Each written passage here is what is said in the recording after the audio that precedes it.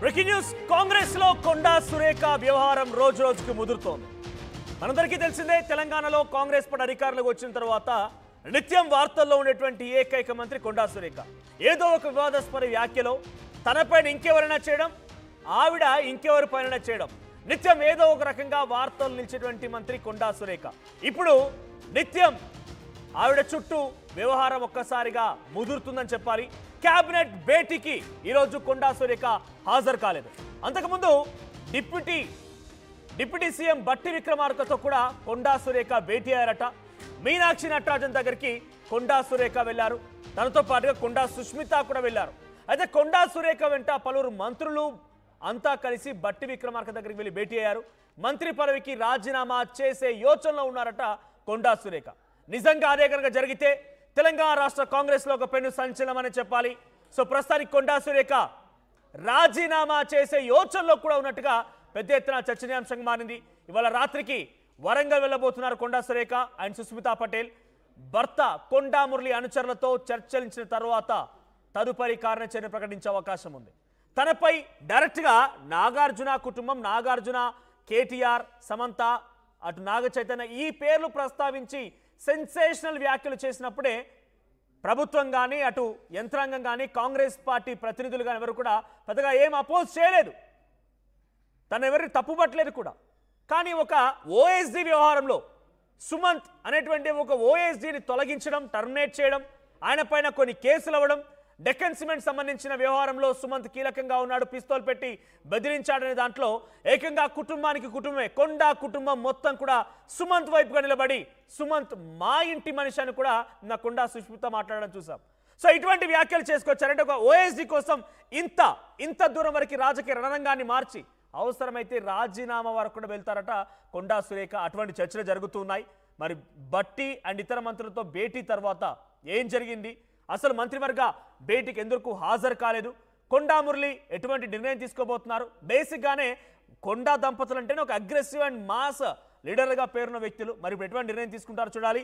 మా ప్రతినిధి మరో సిద్ధంగా ఉన్నారు. మధు, కొండా సురేఖ ఏ నిర్ణయం తీసుకోబోతున్నారు? అంతకంటే ముందు ఒక ఓఎస్డీ వ్యవహారంలో ఏకంగా రాజీనామా చేసే వరకు కొండా సురేఖ వస్తున్నారంటే ఏంటి, ఒక ఓఎస్డీ వ్యవహారంలో అంత సీరియస్గా తీసుకున్నారా కొండా సురేఖ?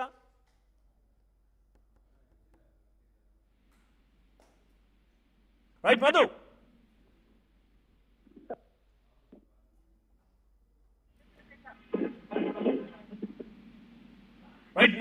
కొండా సురేఖ రాజీనామా వరకు చర్చ వస్తోంది.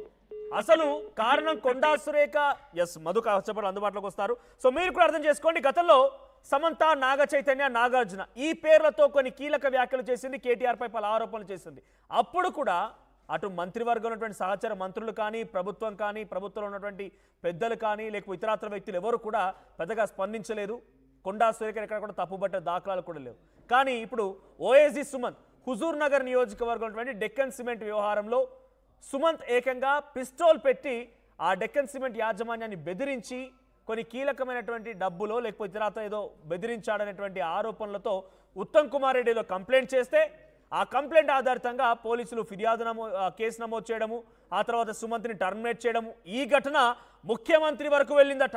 ముఖ్యమంత్రిని కూడా దీనిపై సీరియస్గా తీసుకొని ఇంకా ఇదే రకంగా ఇంకెవరైనా అధికారులు కనుక ఉన్నా, ఓఎస్డీలో సెక్రటరీలో ఇంకెవరైనా కనుక ఈ రకమైన నిర్వాహకానికి పాల్పడుతున్నా వాళ్ళపై ఓ కన్ను వేయండి, వాళ్ళని కూడా తగు చర్యలు తీసుకోండి అని చెప్పి పెద్ద ఎత్తున అటు ముఖ్యమంత్రి కూడా డిసిషన్ తీసుకున్నట్టు తెలుస్తోంది. సో ప్రస్తుతానికి కొండా మురళి అండ్ అనుచరులతో చర్చించిన తరువాత కొండా సురేఖ ఒక నిర్ణయం తీసుకుంటారని తెలుస్తోంది. రాజీనామా వరకు కూడా సిద్ధంగా ఉన్నారట కొండా సురేఖ. ఇప్పటికే డిప్యూటీ సీఎం బట్టి విక్రమార్కను తన కూతురుతో కలిసి భేటీ అయ్యారు.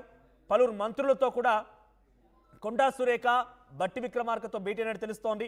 సో ప్రస్తుతానికి కొండా సురేఖ చాలా హార్ష్ డిసిషన్ తీసుకోబోతున్నారా? మా మధు అందుబాటులోకి వచ్చారు. Madhu, so Konda Surekha very harsh decision తీసుకోబోతున్నారా? ఒక ఓఎస్డీ వ్యవహారంలో తనపై ఏవో ఆరోపణలు వచ్చాయి, మంత్రిపై కాదు ఓఎస్డీపై ఆరోపణలు వచ్చాయి. ఆయన ఏదో పిస్టల్ పెట్టుకొని ఇంకెవరిని బెదిరించారని చెప్పి ఇంకో మంత్రి ఫిర్యాదు అందించారట. దీని మొత్తాన్ని కూడా ప్రభుత్వం సీరియస్గా తీసుకుంది. ముఖ్యమంత్రి సైతం ఇటువంటి విధంగా అవినీతికి పాల్పడేవారు లేకపోతే తప్పులు చేసేవారిని గుర్తించి తగు చర్యలు తీసుకోమని రకంగా హెచ్చరికలు కూడా జారీ చేశారు. యాక్షన్ ప్లాన్ సిద్ధమైంది. ఒక ఓఎస్డీ కోసం కొండా సురేఖ తన పదవిని కూడా త్యాగం చేయడానికి సిద్ధమైపోయారా? ఇది ఓఎస్డీ కోసం కాదు, యాక్చువల్గా జరుగుతున్నటువంటి సిచ్యువేషన్ అంతా కూడా నెక్స్ట్ కొండా మురళి, కొండా సురేఖ టార్గెట్గా ఎక్స్టార్షన్ కేసు, అవినీతి ఆరోపణలు, బెదిరింపు సంబంధించినటువంటిది. ఒక బెదిరింపులు చేయడం, అది కూడా ప్రాణాలు తీస్తామనేటువంటి ఒక బెదిరింపు చేయడం అనేటువంటి దాని వెనకాల వీళ్ళున్నారనేటువంటి దానిపైన కేసు ఫైల్ అయింది. కాబట్టి చాలా పెద్ద ఎత్తున అవమానకరంగా వేధింపులుగా ప్రస్తుతం కొండా సుమంత్ వెనక కొండా దంపతులు ఉన్నారు, అందుకే బెదిరింపులకు పాల్పడ్డాడు అనే రకంగా కేసు నమోదైందా? అంటే ఎగ్జాక్ట్లీ ఇప్పుడు ఆ బెదిరిస్తున్నటువంటి సందర్భంలో ఈ కేసు ఏదైతే ఫైల్ అయిందో, బెదిరిస్తున్న సంఘటనకు సంబంధించిన విషయంలో బెదిరించే టైం అనేటువంటిది కేసు ఫైల్ అయింది. కాబట్టి ఆ బెదిరిస్తున్న టైంలో పక్కనే రోహిన్ రెడ్డి ఉన్నారు.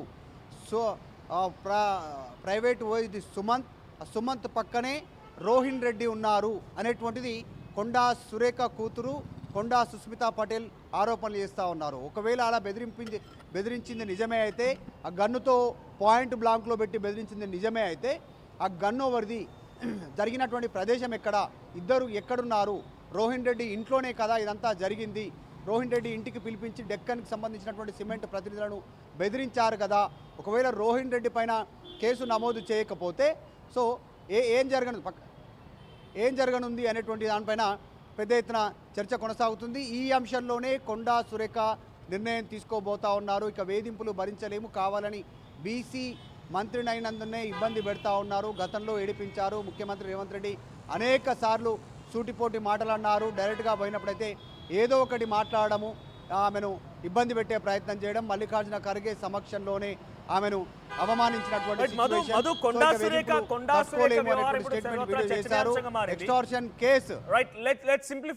ఇప్పుడు కేసు నమోదైంది. ఆవిడ ఓఎస్డీగా ప్రైవేట్ ఓఎస్డీగా ఉన్నటువంటి సుమంత్ పైన లేదా కొండా సురేఖ పైన కేసు పర్టికులర్గా ఎవరిపై నమోదైంది అంటే కొండా సురేఖ ఓఎస్డీ అనే రకంగా అర్థమవుతోంది, బట్ కేసు ఎవరిపై నమోదైంది, ఆ చర్చ ఏంటి? సో ఆ తర్వాత ఇప్పుడు కొండా సురేఖ ఇంత హార్డ్ డిసిషన్ తీసుకునే అవకాశం ఉందా? ఎక్స్టార్షన్ కేసు అనేటువంటిది కొండా సుస్మిత చెప్తా ఉన్నారు, బెదిరింపులు చేశారు గన్నుతో అనేటువంటిది, అవినీతి ఆరోపణలు, డబ్బులు ఇవ్వాలని బెదిరించడం, లేదంటే చంపేస్తామనేటువంటి బెదిరింపు ధోరణి. ఆ బెదిరింపు చేసేటువంటి సమయంలోనే ప్రైవేట్ ఓఎస్డీ సుమంత్తో పాటు పక్కనే రోహిన్ రెడ్డి ఉన్నారనేటువంటిది కొండా సుస్మిత చెప్తున్నటువంటి అంశం. ఇక్కడే అసలు కీలకమైనటువంటి అంశం. ఈ ప్రతినిధులు మంత్రి ఉత్తమ్ కుమార్ రెడ్డిని సంప్రదించిన తర్వాత మంత్రి ఉత్తమ్ కుమార్ రెడ్డి లేఖ రాశారు, వారిపైన కేసు పెట్టాలని. కేసు పెడితే సుమంత్ పైన ఒక్కడిపైనే కాదు కేసు పెట్టాల్సింది, రోహిన్ రెడ్డి పైన కూడా పెట్టాలి. రోహిన్ రెడ్డి అంటే వేం నరేందర్ రెడ్డి అంటే ముఖ్యమంత్రి రేవంత్ రెడ్డి. సో వీళ్ళందరినీ లాగే ప్రయత్నం చేస్తూ ఉన్నారు కొండా సుస్మిత.